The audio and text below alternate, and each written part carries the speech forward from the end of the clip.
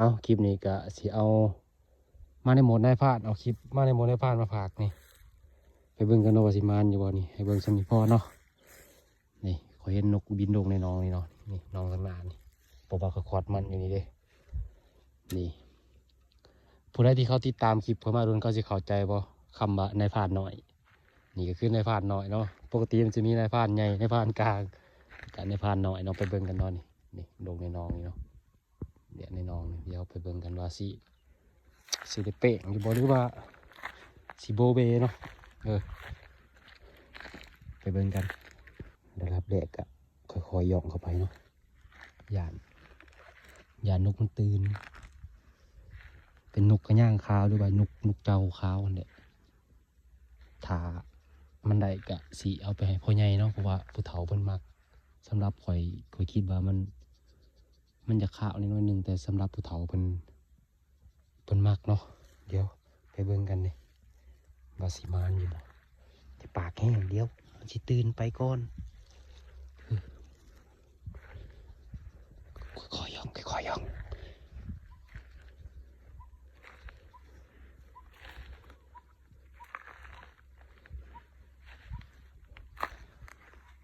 ปลดเคิบก่อน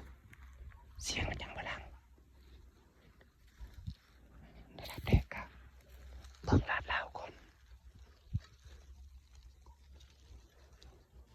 จะลามมาเด้อผู้ใดที่แบบว่า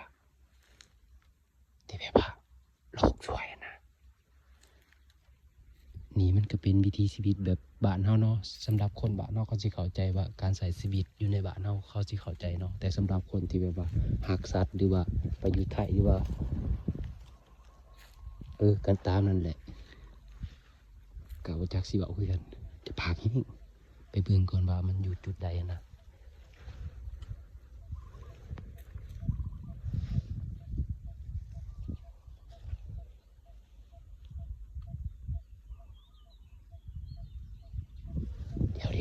เดี๋ยวค่อยปิดกล่องเดี๋ยวค่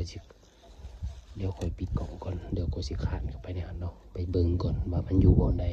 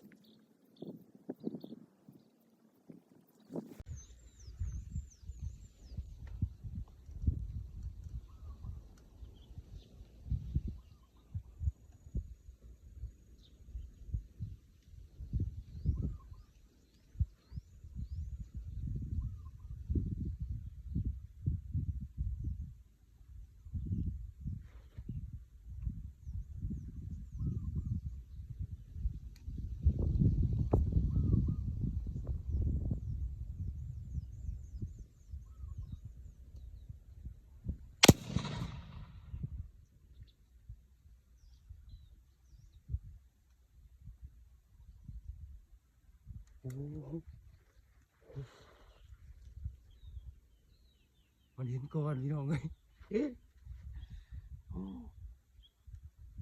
มันเห็นก่อนอะไรอีกครับ